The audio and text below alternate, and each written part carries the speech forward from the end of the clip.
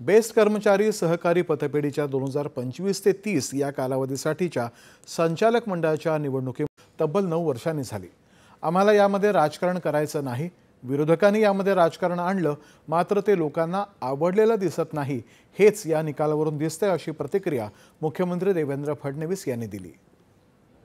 अशा प्रकारच्या निवडणुकीचं राजकीयकरण करण्यात येऊ नये, पतपेढीची निवडणूक, पण त्यांनीच त्याचं राजकीयकरण केलं।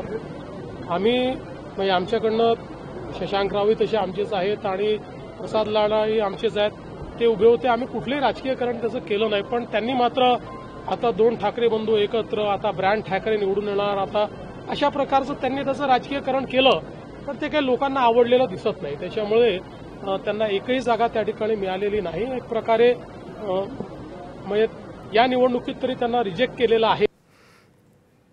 या निवडणुकीमध्ये मिळालेला विजय हा भाजपसाठी मुंबईकरांचा शुभसंकेत आहे, असं आशिष शेलार यांनी म्हटलंय।